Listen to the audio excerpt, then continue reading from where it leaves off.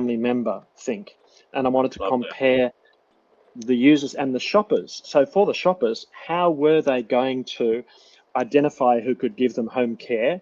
What were their evaluation criteria? What's their information journey? Where do they go to for information? What are the purchase steps, etc.? And then once you're on board, so we've got shoppers and users and family members. So once you're on board, what's your satisfaction with your provider?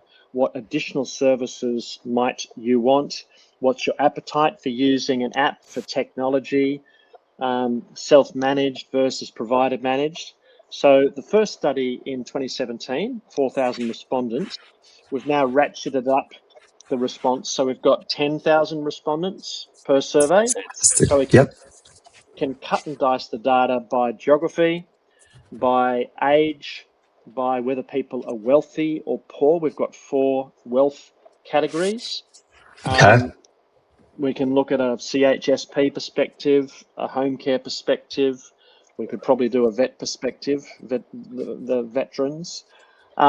And then after 3 or 4 years of doing the home care study, one of our subscribers said, this is great consumer insights. It's helping us with our marketing, our strategy, our innovation. Could you do a similar study in residential aged care? So we did. And we've now got 3 annual studies. So in the beginning of the year, we do a big home care study. Middle of the year, we do a retirement living study, which I presented at Aging Australia just recently. And at the end of the year, we've just presented our residential aged care survey. So these are big data perspectives from the consumer side of things. So Stuart Brown gathers provider data in terms of costs, profitability, etc. I've got the consumer perspective to help organisations have the data to make those big decisions on, operations, efficiency, improvement, communications, marcoms, media choice. Where should you put that bucket of money to raise your brand profile, etc. So that's massive. And along the way, we've also developed 3 data products. We've got a market share portal for home care and CHSP. We've got a bed pricing portal, so you can click on a region and see what your price is versus all your competitors. And we've got a home care pricing portal, which we're working to upgrade because there used to be 5 home care cost categories. And with supported home, there's now 8 super categories, and under that there's multiple individual categories. So within clinical there might be acupuncture and chiropractic and etc. So we're working out how we can present that in an efficient way. So Rob's in the engine room building that as we speak. So it's been a fun ride, and we've had 97 organisations subscribe to at least one product, usually multiple products, with home care being the biggest seller. It's a lot of fun gathering, curating, and presenting the data. I love it. I mean, my career started in data and IBM back in Chicago, and one of I guess the story that locked me in was when I was working with SPSS, their analytic division, and watched effectively the Moneyball story play out, and going, my God, we almost beat the Yankees with insights, with predictions, with effectively just looking for things that others do not see to have a competitive advantage. And it stuck with me for the rest of my life and career. So so hence on the Freakonomics podcast, which was fascinating.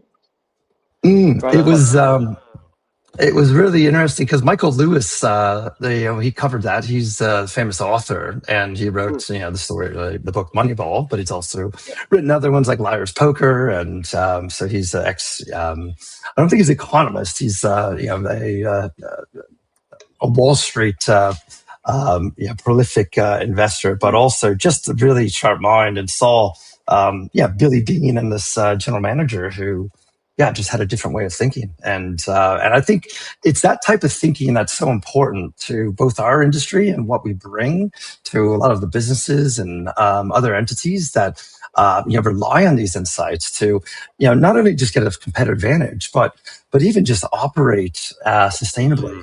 See risks or use information in ways that I think a lot of people, now that I've reflect on this as having many years of management consulting, not every business, I guess, thinks about what they have and how that data can really help drive better outcomes, better operations. And I applaud you for taking that big step. But maybe you could share a little bit about the Catalyst Group as well. Yes, please. We'd love to hear your origin story, Kevin. Yeah. Where did it all begin? And was this a dream in the heart of a young boy or a teenager, or how early in the journey did it start to come to be? I can tell you, it was in 1980, and I was doing work experience in year 10 for Reckitt and Coleman. And that was back in the day when work experience really was very meaningful. And they took a few of us for work experience, and they took us around the factory. They sent us on the road with a rep, and one day they sent us to the marketing department where there was an insights individual. And the insights dude said, "I know what's in your cupboard." I said, "What?" He said, "Yeah, you've got this and this and this and this in your cupboard." And he was exactly right. And I could not believe that he could predict that. And I said, how do you do that? He said, "Well, we do big surveys to figure out what people are buying, what the most popular products are across, and, you go to a nice school, so your mum will probably be buying slightly better brands." And he predicted really well. So that was the first spark that lit the idea of insights in my head. Did a marketing degree, had a job with a professor at the university, which was also research related, and went to London with the business that he subsequently created. So I actually started an office in London when I was in my 20s, which was a lot of fun. Cool Then, it was super cool. And then when I came back to Australia, I joined a very traditional market research company, Yan Campbell Hoare Wheeler. So that, sounds like a law firm, but these are four of the best researchers in Australia. Right. And stayed with them for quite a while until I started my own company, Catalyst Research, in 1997 or whatever it was. So it's been a long and fun journey, and I've loved the diversity working in. My favourite category of all is explosives. Doing research in the explosives market. More interesting than insurance. More interesting than technology. Motorola, Telstra. Did work for IBM in Europe. Retail. The arts is a pretty cool sector. Charities is a cool sector. Very competitive. Yeah. But now I specialise in the continuum of care. You've got to watch them. Look, it's important, but how do you elevate your brand and your proposition, like Glenn McGrath did with the McGrath Foundation? He owned Pink. He owned Pink. He put pink nipples on the top of water bottles. He had a partnership with with Cricket Australia, so that the third day of the Sydney Test is Jane McGrath Day. And so that's probably been one of the best stories in charitable marketing. So I'm not necessarily saying his charity is any better than the Smith family or World Vision, but the marketing behind that brand is absolutely sensational in such a competitive environment. And hopefully they're growing the pie of charitable giving and not just taking money away from Smith family, World Vision. Yeah, so I now specialise in continuum of care, home care, retirement living, residential aged care, with those 3 surveys and the data products, and having a lot of fun along the way. What I'm hearing there, Kevin, is you've got a passion for data to make an impact, that it's not just data for data's sake. So tell us more about that. Maybe some of the outcomes that you've seen where you've been able to harness the power of data to do something good. Probably one of the best applications of our reports is to is in the strategic planning of the executive, and they've all got ideas on what consumer preferences and priorities are.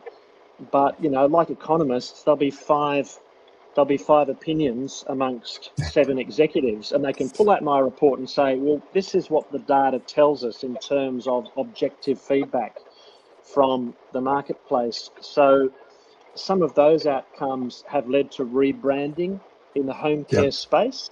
So some organisations, their brand doesn't fit well with the category.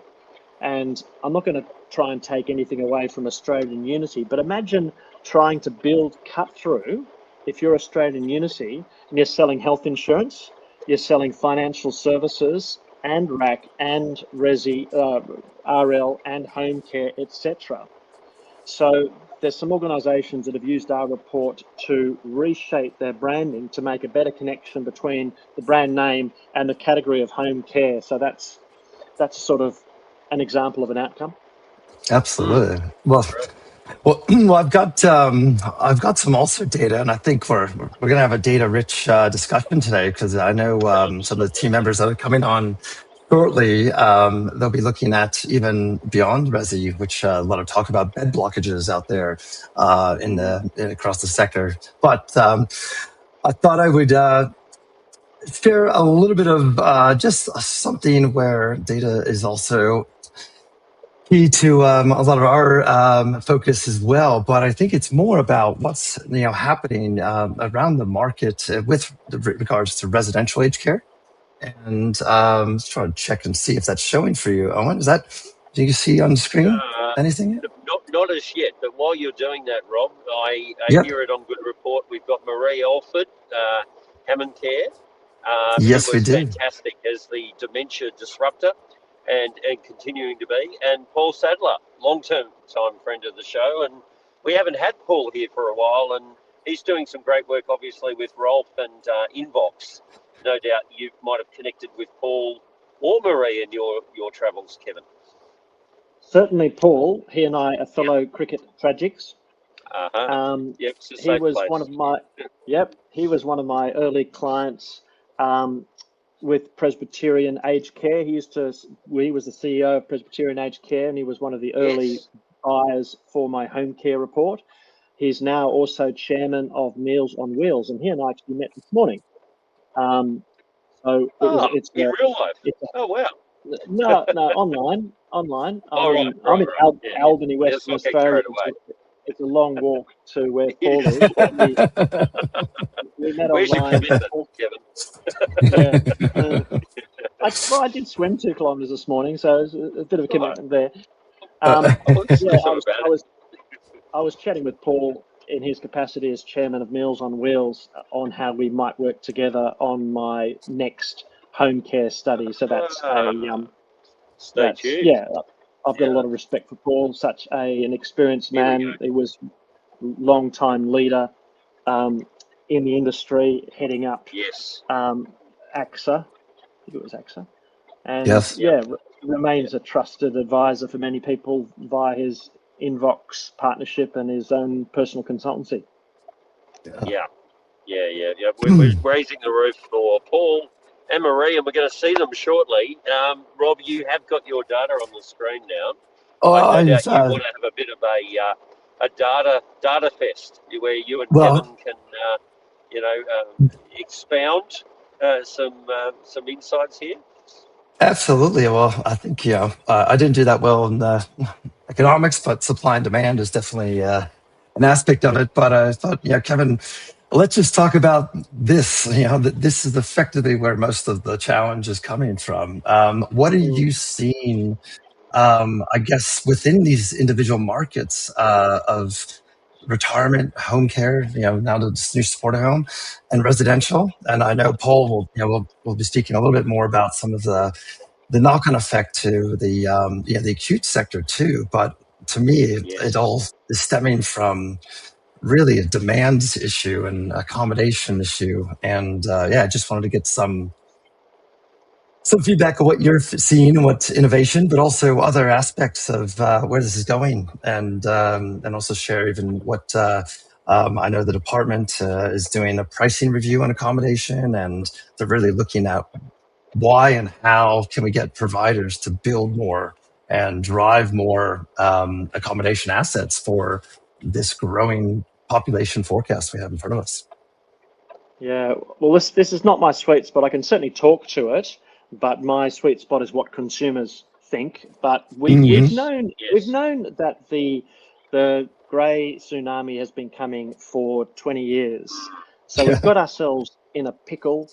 There have been some forward steps with the new Aged Care Act, given that there's going to be some RAD retention. There's the ability for residential aged care homes to charge for higher everyday living options.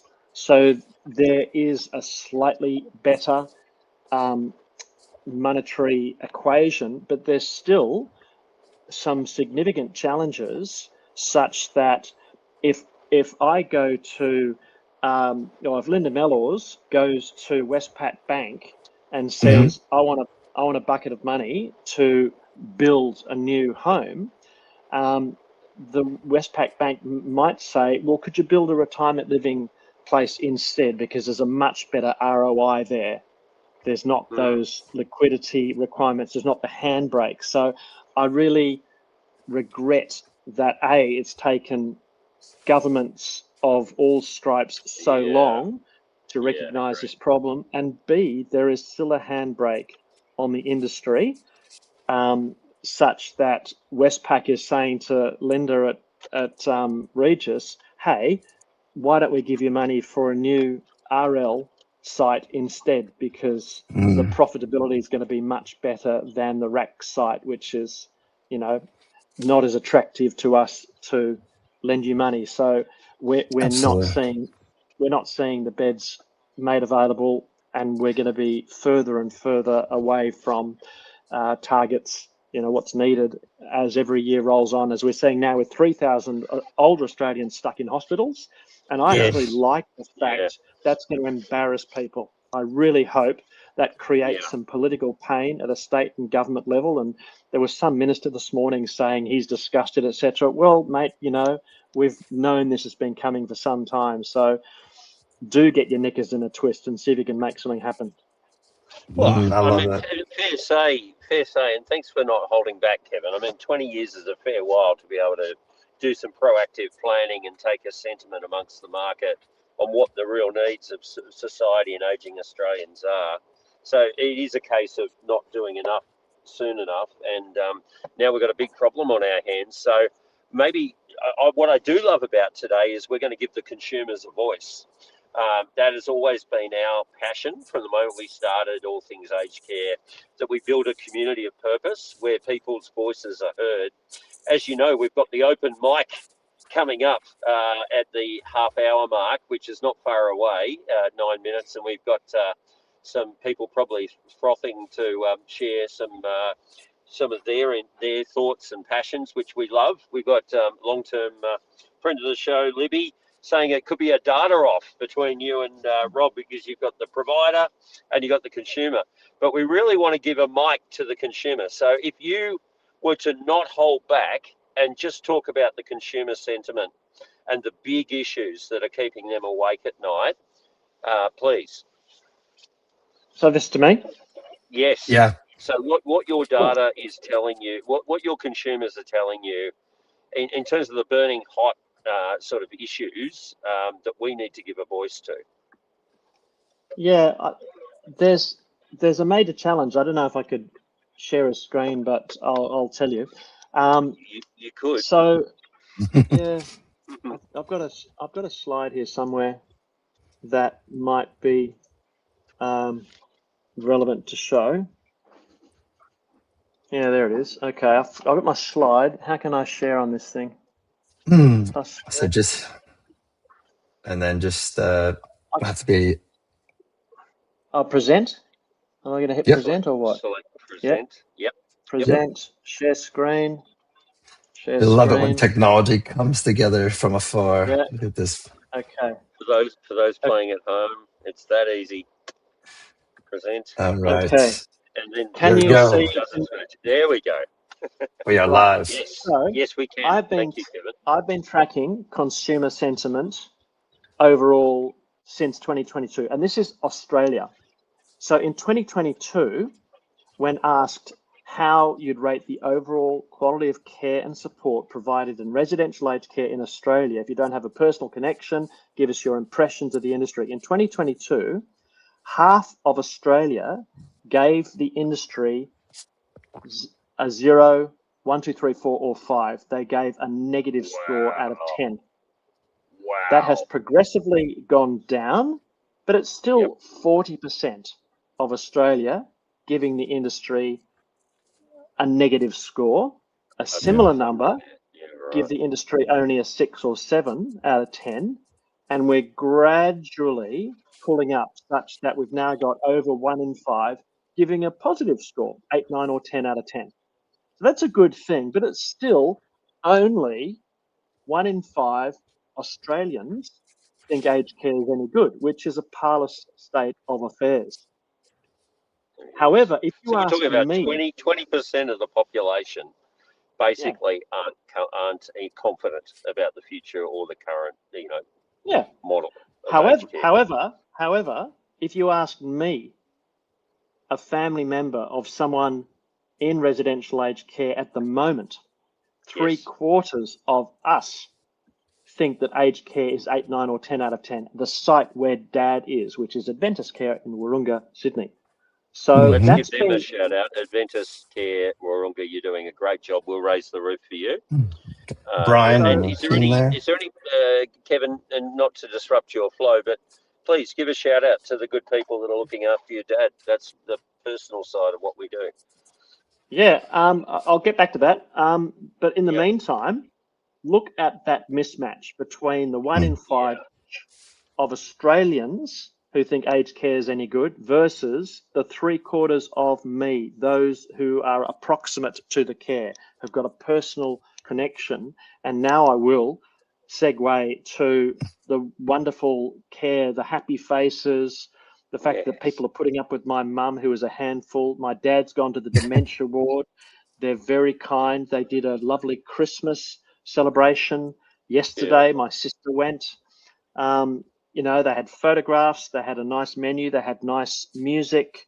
So I'm really distressed that there's so much fear in the Australian community about aged care. I'm not saying those fears are all wrong, but I do regret that this story about 3/4 of us being not just satisfied, but enthusiastic, 8, 9, or 10 out of 10. That's enthusiasm for dads, for Adventist Care and all those other cases. So Providers, this story is not getting told enough. The good news stories. Definitely it's not sexy for the media, and I do love the way that Anthony is trying to bring sexy back to aged care. Back to it. Yes, absolutely. Well, Kevin, how do we solve for this? You had an article in October back in when our partners at the Australian Aging Agenda, and we need to solve for this image dilemma we have, and it's really been added to by negative sentiment and media, and it also, to me, it started around 2017 with the Four Corners and a lot of the investigation and journalism that led to the Royal Commission, which is a great finding, but we now need to, like you said, bring sexy back. So how do we solve for that? Or how do you see us solving that? We need to come full circle because there's a massive mismatch, like you were saying. Yeah, look, a recommendation in my recent report, and it's a 80-page report, so I can't talk about all of it, but one of the recommendations was that organisations should have a formal process to, it might be monthly, it might be quarterly, to gather good news stories. Yeah, great. So that they can share that amongst all their stakeholders and possibly push some PR to community, press, etc. Yes. And ideally, we're on board with that, Kevin. Ideally, that would then they'd take their top 3 stories for the quarter and push that to Aging Australia, who have a PR capacity. They've got a very good PR manager whose name doesn't come to mind immediately. But imagine having the best of the best stories from around Australia to build into an evolving narrative to counter the old fears around the Royal Commission, COVID, staff shortages, that they can tell personal stories. I'm not sure how that's going to end up getting publicity, but there's a role We need for more of that. There's a role for individual providers, and there's a role for Aging Australia to roll up those stories into themes and push that out there, because 3/4 of us are not just satisfied, we are enthusiastic about the care that mum and dad are getting. Absolutely. What? And we've got a couple of questions from Marie, so maybe it's a good time to start bringing our backstage on. Marie, if you're going to add you to the stage, and maybe you can ask Kevin your question specifically about this image problem that we have. Well, welcome, Marie. Great to see you, Marie. Happy Friday again. Yes. And you're just on mute, so I think I may have. I'll unmute you. There we go. There we go. Thanks for popping me up, boys. Lovely to see you, Kevin, and love your work on the image issue in residential aged care in particular. After I was on last week, I took a long call from Gwenda Darling, who lives with dementia. She left a long voicemail for me. We love Gwenda. Raise the roof for Gwenda. Yeah, raise the roof for Gwenda. Yeah. She left me a big challenge on my voicemail about the fact that people are afraid of aged care, that they're looking at it from the outside, and your data really, really reflects that. And so it's just going through my head that star ratings has come into play, and God love a 5-star rating. You know, it's how we book trips on TripAdvisor and things like that. But do you think star ratings, because I have my own views here, do you think star ratings has helped or hindered that fear or appeal of aged care? What are your thoughts, Kevin? Well, I've got more than thoughts. I've got data. Yes, please. So I'm a terrible one or a good one for grabbing the microphone at Aging Australia conferences, and occasionally I will drop a stat in, and I can tell you that as of last year, 1 in 4 people were actually using star ratings in their assessment of an aged care facility.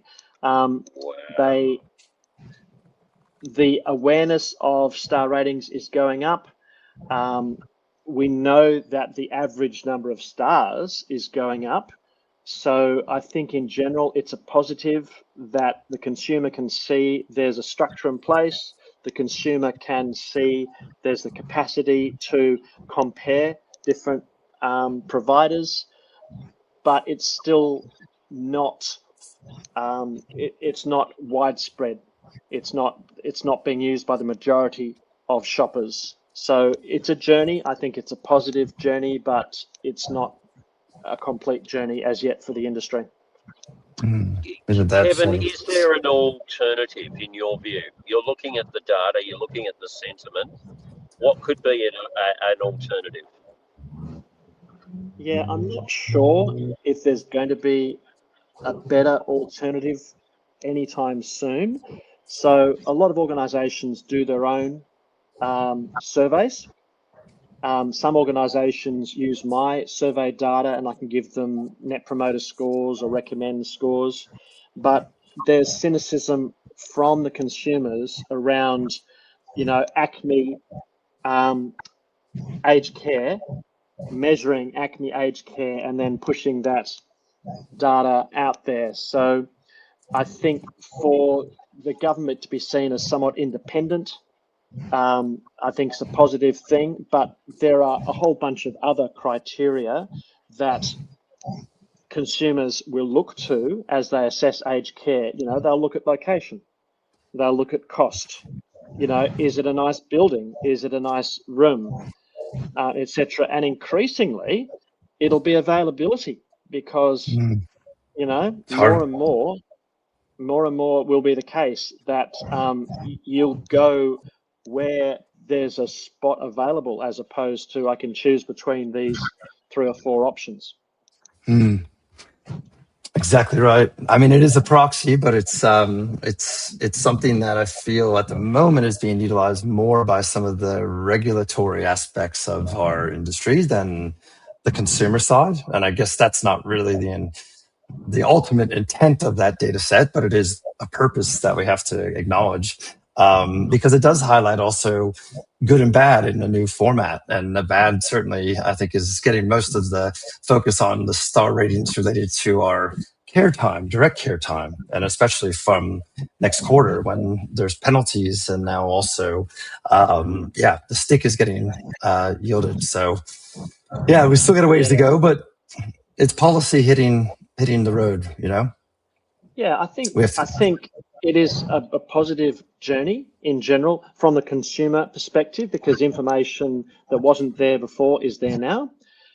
There are positives to the information in terms of people being able to see underneath the star rating. You can see various categories of, the care minutes, the satisfaction ratings from the government survey, etc. So in general, that's good. What the providers think about the practicality of care minutes and whether that's a good policy, that's another matter entirely.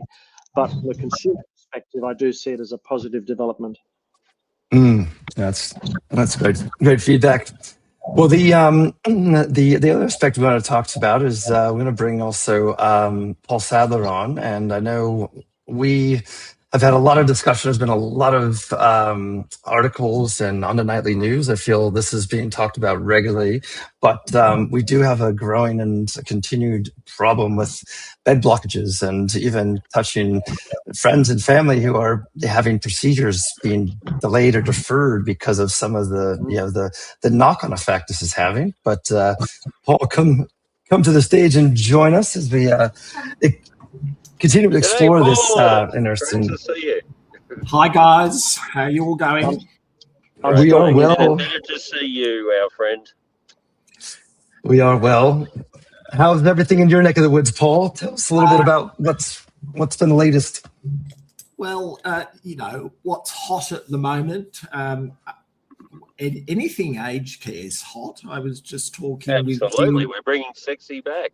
Yeah, well, only up to a point, I have to say. I'm really cross from the News Corp, the journo who is interested in the sector, talking about the open letter to Minister Sam Ray that Invox published yesterday, and lots of concerns about elements of the new support at home program, how it's working in practice, how the assessment system is potentially misallocating people, and then telling the assessors, well, you can't override what the algorithm tells you. And we've also obviously seen the debate between the states and the Commonwealth over hospital funding. The 3,050, I think it was, people stuck in Australian hospitals who need residential care. And the slide you put up earlier, is just indicative of that, Rob, isn't it? That, it is. The demand is going to significantly exceed supply in coming years. And there's not much prospect of anything to change that dramatically in the short term. It's Paul, a lot of innovation. Please don't hold back on your open letter. This is your forum to engage and get some sentiment from our base. We really want to hear what you and your Invox community had to say. Yeah, well, we gathered together basically 6 weeks of information that the sector was telling us through the Quanda page, the question and answer page that we'd set up on Invox. And it's been a very useful way to gauge the feedback from the sector. So we've had all sorts of questions, case studies, confusion about elements of the reforms, how, grandfathered versus transition care participant contributions are going to apply, just the impact that the support at home changes are having on the sector is very widespread. And in the open letter, what we did basically was collate the feedback from providers in the first 6 weeks. What have been the difficult areas? What are the alarm signs, such as the independent assessment algorithm, that are calling out potential disasters down the track if we don't get it right. Just on that one, the feedback, not only via Inbox but via LinkedIn posts and others, has been that there are people who are being assessed as having no aged care needs who have substantial aged care needs on the face of it, diagnosis, dementia, depression, other things, where people are then being said, well, you're not assessed as having any outcome in terms of the classification. Wow. So do you see that political jockeying happening? Is that what we're starting to see signs of, to keep some of the stats and the data a little bit? There's no question that a lot of this is going to be driven by data. So in Senate estimates, we had in the last week the department defending this, saying, well, only 19 people have applied for a reconsideration of their assessment outcome, and yet we've had, tens of thousands of assessments completed since the 1st of November. To which, I say, well, that's all very well, but how easy is it to put in a reconsideration application? How quickly do you think that's actually going to happen anyway, given we are only 6 weeks into the new system? And it's a little disingenuous for the department to kind of say, based on that sort of information, there's not really much of an issue here. So yes, thanks, Kim, for your comments about the resourcing for providers point. That we again made that in the open letter. I think the good thing about forums such as this one, such as Invox, is that we are giving a voice to providers and to older people themselves, because we've had plenty of people who say they've linked into Invox events as older people, and it's been the clearest explanation they've had of how the system's meant to work. So I don't think the government has covered itself in glory in some of the information that it's been putting out about the new system. It's been too glossy. It hasn't really been realistic at times. Very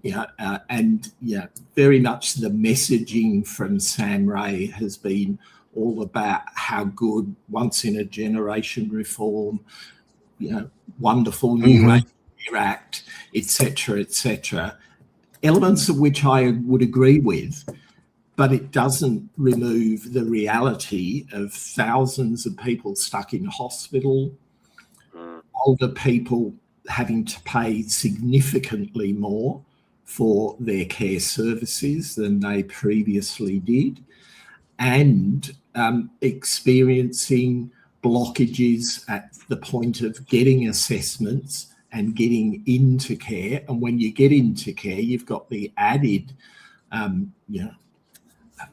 is it a benefit of receiving an interim level of funding. 93% of the packages released since the 1st of November have been funded at an interim level, which is basically 60% of your classification level funding. And the department's saying that people are going to wait an average of 10 weeks, but up to 17 weeks to actually get access to the 100% of the funding.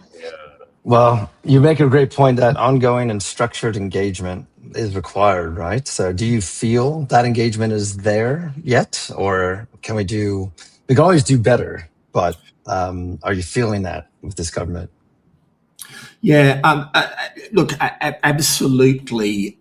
It is incumbent on all of us as the provider sector to be explaining this as clearly as we can to the older people who wish to use the aged care system. So it's a responsibility that everybody has. The persons groups, COTA, OPAN, National Seniors. Good organisations. They're good organisations, but they have a responsibility to be getting out there, giving accurate messaging about how the new system operates. Marie, for the sort of people that you're working with, particularly people with dementia, the difficulties navigating. Absolutely. Even more acute than they are for many other people. This is not a simple system. Mm-hmm.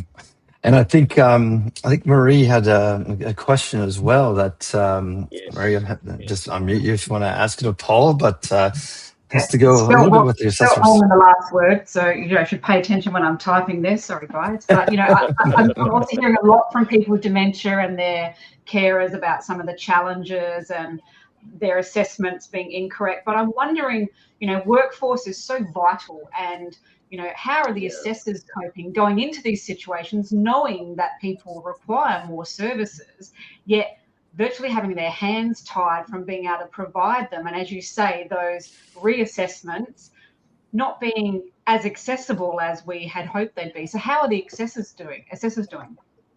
Not very well would be my sense of it. I was talking with the CEO of one of the assessment agencies just yesterday, and he was saying that they really feel constrained by the nature of their contract with the government. It's a very prescriptive arrangement and set of rules that they have to follow. They really are government, virtually government employees by another name, and they're having to follow the very strict rules that have been imposed on them under that. So the assessors are feeling like their clinical judgment, the thing that they went into doing this for, the ability to assess people's needs, make clinical judgments, provide help to people to access aged care, they're feeling like that capacity is taken away from them by the new system. I know they do have some pretty stringent and strict KPIs that are put on them as well to perform on all levels. So I could see how that does make a lot of sense on that front. I guess to Kevin. I was going to ask Kevin a question because it was one that he and I debated earlier today in our meeting that Kevin referenced. Oh, good. A debate. We love a healthy debate. Yeah.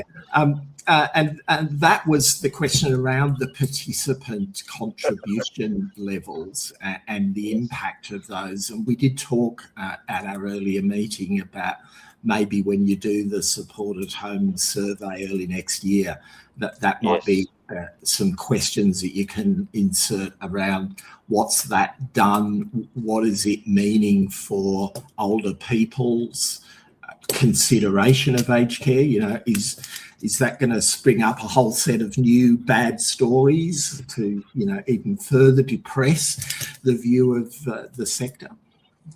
Look, that's going to be an absolutely key question for our February 2026 survey. It's much anticipated.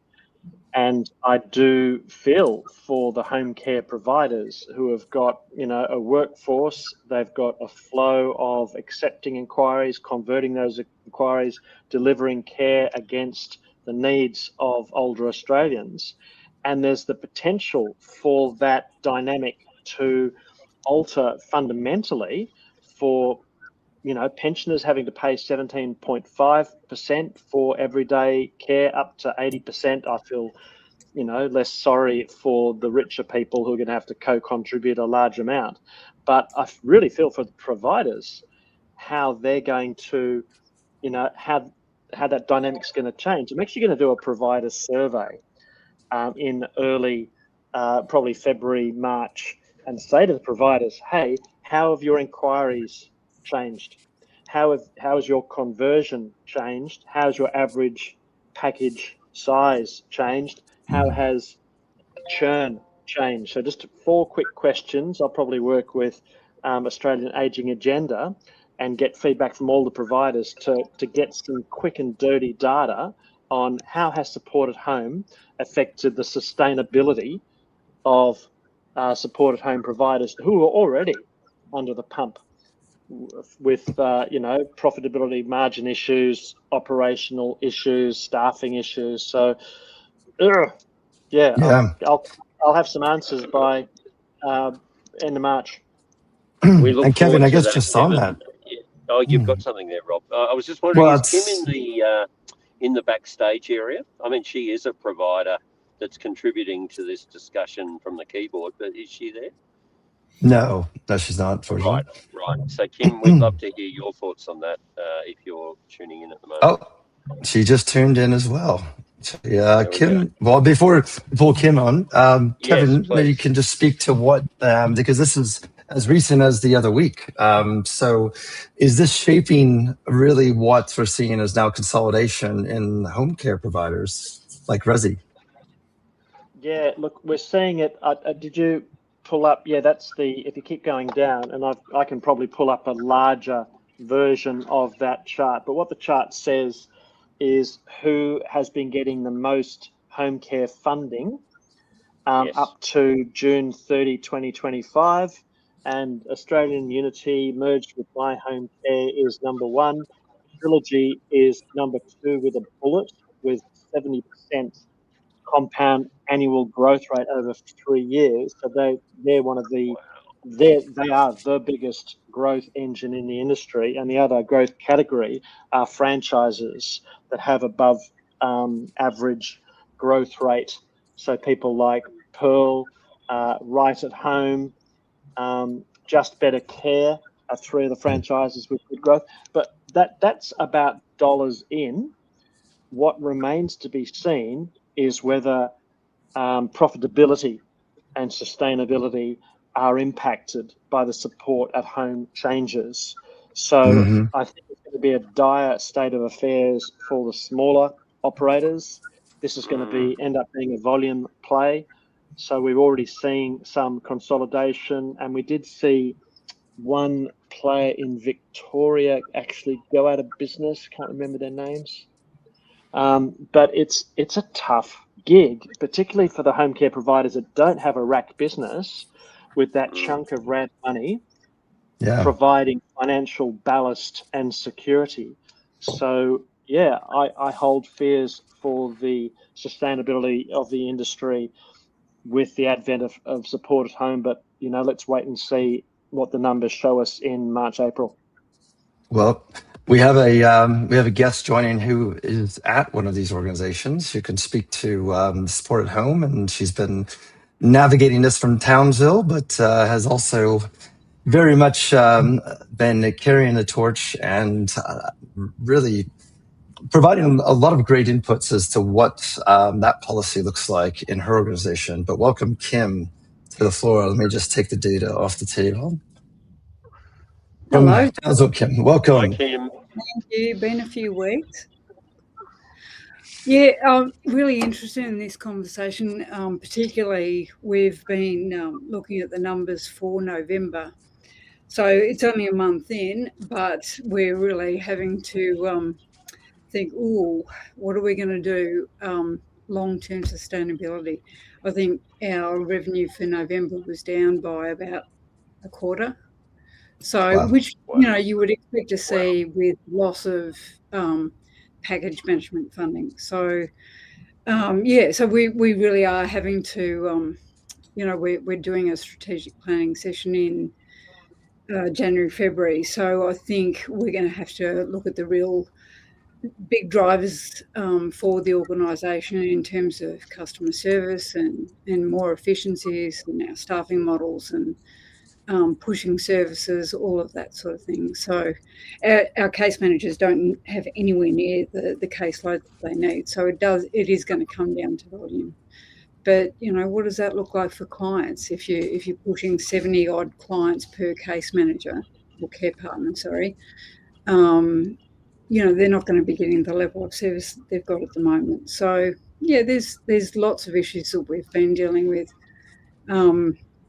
I think one of the frustrations, because you've also been talking about client contributions, is at the Invox CHSP webinar, the lady from the department, I can't remember her name, Julia, I think it was.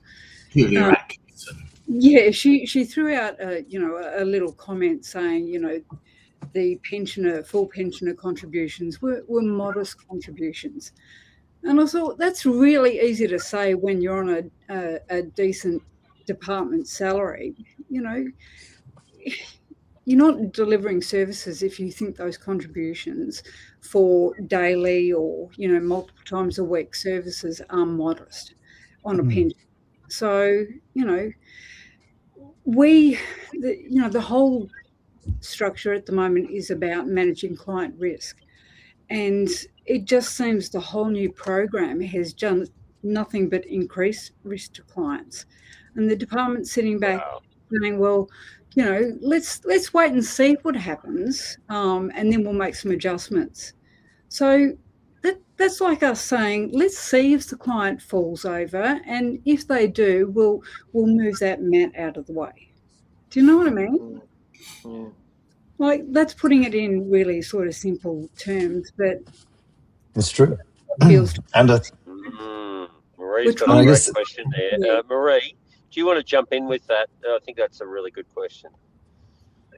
Yeah, I just, the issues that you're talking about, Kim, and, having showering, as something that's kind of optional for people, which will lead to clinical care. So it's fascinating to me how that sits in there. But, I sense we'll be moving into this decision-making of our dollars, and you could get a live-in sort of carer who could help you, 6 days a week, free food and free rent, but there'll be no regulation. So, I'm interested in the group's thoughts on, do we think this is going to push unregulated care up, and, the consequences of that for good providers who've been providing good care for a long time?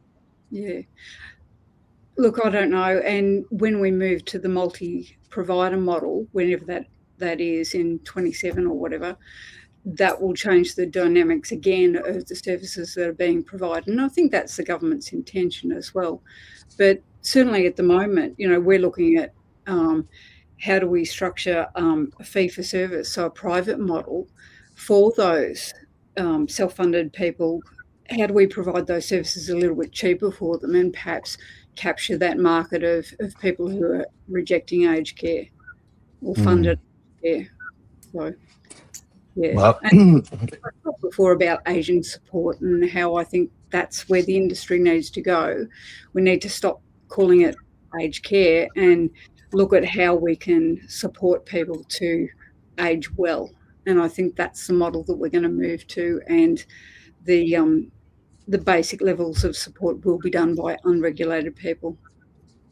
Sadly, they're the people, those basic level services, that's where, the oversight of deterioration and everything starts with your domestic assistance, with, that weekly contact or fortnightly contact. So. Yeah, I can tell you from a consumer study that richer people are more likely to tend towards their own gardeners and cleaners. But what happens on the clinical side of things remains to be seen. Yeah, well, absolutely. there's But some look, there's a lot of good things going on, so it's not all bad. There is good things. We've had a lot of new inquiries for supported home services too, so they are coming that's through. fantastic. That's fantastic, Kim. Well, we hope, we hope as you navigate that, and your strategic planning day is going to be met with some great innovation, some great insights.